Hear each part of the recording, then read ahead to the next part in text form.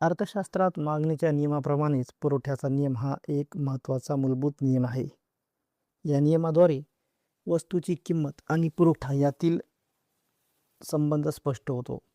बाजारातील विक्रेत्याच्या वर्तनाचे स्पष्टीकरण या नियमाने होते. पुरवठ्याचा नियम आहे, इतर परिस्थिती स्थिर असताना वस्तूची किंमत वाढल्यास पुरवठा वाढतो व किंमत कमी झाल्यास पुरवठा कमी होतो. यावरून किंमत आणि पुरवठा यांचा प्रत्यक्ष संबंध असल्याचे स्पष्ट होते.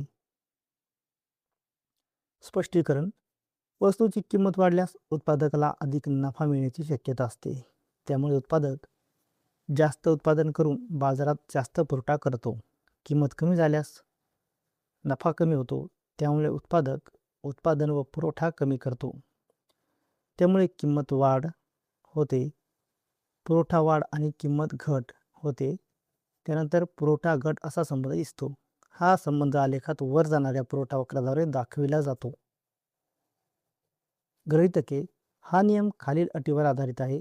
उत्पादन खर्च स्थिर आहे, तंत्रज्ञानात बदल नाही, हवामान स्थिर आहे, सरकारी धोरण बदलत नाही, इतर वस्तूंच्या किमती स्थिर आहेत. पुरवठा नियमाचे अपवाद: काही परिस्थितीत हा नियम लागू होत नाही. एक श्रमाचा पुरवठा: वेतन वाढल्यावर काही काळ कामाचे तास वाढतात, पण जास्त वेतन मिळाल्यावर कामगार विश्रांतीला प्राधान्य देतो. त्यामुळे पुरवठा कमी होतो. 2. कृषी उत्पादन: शेती उत्पादन हवामानावर अवलंबून असते. वाईट हवामानामुळे उत्पादन कमी होते, त्यामुळे जास्त किमतीला सुद्धा पुरवठा वाढत नाही. 3. रोख पैशाची गरज: विक्रेत्याला पैशांची गरज असल्यास तो कमी किमतीतही जास्त विक्री करतो, त्यामुळे पुरवठा वाढतो.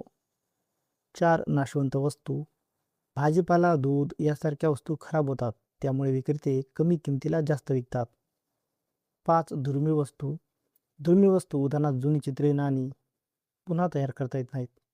किंमत वाढली तरी पुरवठा वाढवता येत नाही. निष्कर्ष: पुरवठ्याचा नियम सामान्य परिस्थितीत योग्य ठरतो, पण काही विशेष परिस्थितीमध्ये त्याला अपवाद दिसून येतात.